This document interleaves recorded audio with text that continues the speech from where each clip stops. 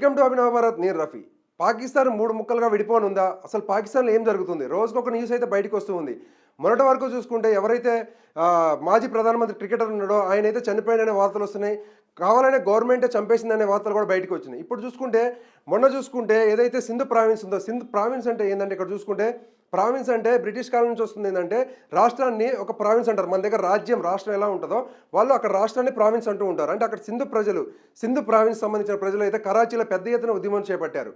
ఎందుకు మాకు ప్రత్యేక దేశం కావాలి, మేము ఈ పాకిస్తాన్తో ఉండము, ఈ పాకిస్తాన్ అనేది అయితే ఒక టెర్రరిస్టులు ఎంకరేజ్ చేసే దేశం, మంచి దేశం కాదు, మా వల్ల కాదు, మేము ఒక సెక్యులర్ డెమోక్రాటిక్ కంట్రీగా ఉండాలనుకుంటున్నాం అని చెప్పేసి అయితే సింధు ప్రావిన్స్కి సంబంధించిన ప్రజలు అయితే అక్కడ పెద్ద ఎత్తున ఉద్యమం చేయడం జరిగింది. దానికి సంబంధించి అక్కడ ఉన్న పోలీసు బలగాల వీళ్ళ మధ్య అయితే పెద్ద ఎత్తున ఉద్రిక్తలు అయితే చోటు చేసుకున్నాయి. అసలు ఏం జరుగుతుంది పాకిస్తాన్లో చూసుకుంటే అక్కడ దీని చరిత్ర కూడా ఒకసారి చెప్పే ప్రయత్నం చేస్తా చూడండి. ఇక్కడ బెలూచిస్తాన్ అనేది అయితే విస్తీర్ణ పరంగా పెద్ద ప్రావిన్స్, అది అంటే ప్రావిన్స్ అంటే రాష్ట్రం కాబట్టి ప్రావిన్స్ అక్కడ. తర్వాత రెండోది వచ్చేసి పంజాబ్, ఇక్కడ పంజాబ్ ఉంటుంది, పాకిస్తాన్ పంజాబ్. మూడోది వచ్చేసి సింధు. ఈ సింధు ప్రావిన్స్ ఏదైతే ఉందో వీళ్ళు బెలూచిస్తాన్ వాళ్ళు కూడా మాకు సపరేటు దేశం కావాలని అయితే అక్కడ సపరేట్ మిలిటరీని ఏర్పాటు చేసుకున్నారు వాళ్ళు. అంటే పెద్ద ఎత్తున అక్కడ ఇన్సైడ్ మిలిటరీ కూడా ఉంది వాళ్ళకి బెలూచిస్తాన్ సంబంధించి. ఇక్కడ చూసుకుంటే ఇప్పుడు సింధు ప్రజలు ఎవరైతే ఉన్నారో మమ్మల్ని వాళ్ళ దగ్గర ఏదైతే వనరులు ఉన్నాయో ఆ వనరులన్నింటినీ వాళ్ళకి సంబంధించిన గనులు బొగ్గులు వీటికి సంబంధించిన అన్నీ కూడా పాకిస్తాన్ తీసుకెళ్ళిపోయి పాకిస్తాన్ మొత్తం కూడా మాకేమీ చెందకుండా చేస్తుంది. మా రాష్ట్రానికి సంబంధించిన నిధులన్నీ కూడా అక్కడికి వెళ్ళిపోతున్నాయి. మా ఆస్తి, మాకు ఏదైతే సంపద ఉందో ఆ సంపదను మొత్తం కూడా పాకిస్తాన్ దోచేస్తుంది. అక్కడ సంబంధించి హిందీ ప్రజలు ఎవరైతే ఉంటారో వాళ్ళని తీసుకొచ్చి సింధు ప్రావిన్స్లో అయితే వాళ్ళు కావాలని అక్కడ ఉంచడం జరుగుతుంది. ఎందుకంటే పాకిస్తాన్ నుంచి విడిపోయే అవకాశం ఉంది. అందుకోసం సింధు ప్రజలు ఏదైతే కోరుకుంటున్నారో అది సపరేట్ దేశంగా ఏర్పడే అవకాశం ఉందని చెప్పేసి అయితే పాకిస్తాన్ గవర్నమెంట్ ఆ విధంగా చేసినైతే వాళ్ళు ఆరోపిస్తున్నారు. వాస్తవాన్ని చూసుకుంటే 1947లో కూడా సింధు ప్రావిన్స్ వాళ్ళు కలవనని చెప్పారు, మాకు సపరేట్ దేశం కావాలని చెప్పారు. కానీ బలవంతంగా సింధు ప్రజలను అయితే సింధు ప్రావిన్స్ని అయితే అక్కడ కలపడం జరిగింది పాకిస్తాన్లో. వాళ్ళు ఏమన్నారంటే మేము సెక్యులర్ డెమోక్రాటిక్ కంట్రీగా ఉండాలనుకుంటున్నాం అని చెప్పేసి అయితే యుఎన్ ఏదైతే యునైటెడ్ నేషన్స్ ఉందో యుఎన్ దగ్గరకు కూడా వెళ్ళి వీళ్ళు అప్లై చేయడం జరిగింది. అంటే ఇక్కడ చూసుకుంటే ఎందుకు పాకిస్తాన్ మీద అంత వ్యతిరేకత వస్తుంది అంటే పాకిస్తాన్ ఏం చేస్తుంది, టెర్రరిస్టులు ఎంకరేజ్ చేయటము, పక్క దేశాల మీద అలజల్లో ఏదైతే మనకి బాంబులు పెట్టి అలాగనే మన మిలిటరీని చంపేసి ఆ కాశ్మీర్ కోసం ఎలా అయితే ఇలాంటి అరాచకాలకు పాల్పడుతుందో ఇలాంటి కంట్రీకి మేము సపోర్ట్ చేయము అని చెప్పేసి అయితే సింధు ప్రావిన్స్ ప్రజలు అయితే అంటున్నారు. అంతేకాకుండా ఏదైతే ఇంతకుముందు తాలిబాన్తో మంచి సంబంధాలు ఉన్న తర్వాత తాలిబాన్ ఏదైతే ఉందో తాలిబాన్ కూడా మన ఇండియా సహకారం కోరుకుంటుంది.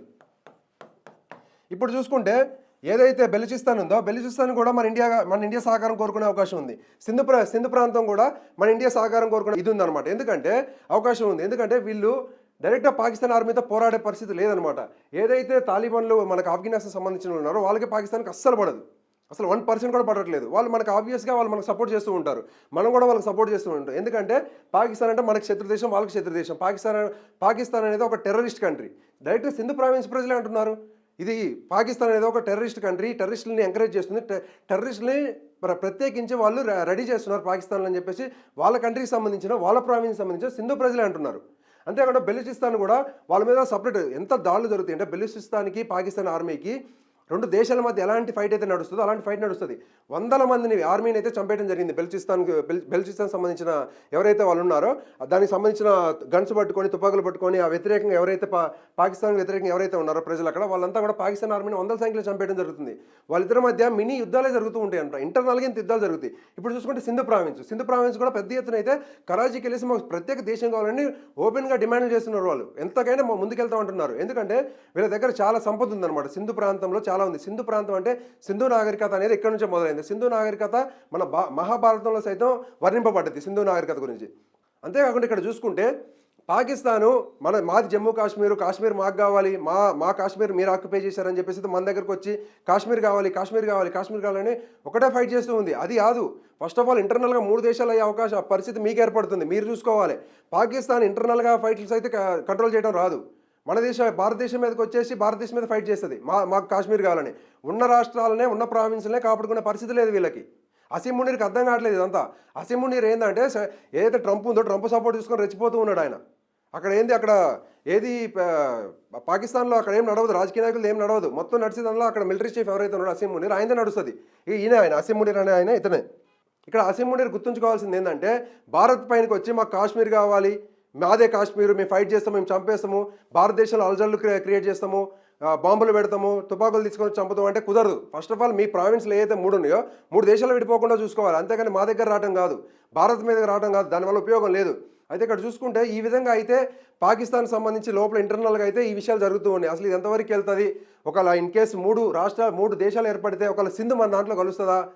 సింధు మన భారతదేశంలో కలిసే అవకాశం ఉందా? చూద్దాం, వేచి చూద్దాం అసలు ఏం జరిగిద్ది పాకిస్తాన్ లేదనేది. అప్డేట్లు ఇస్తూనే ఉంటా. Thank you.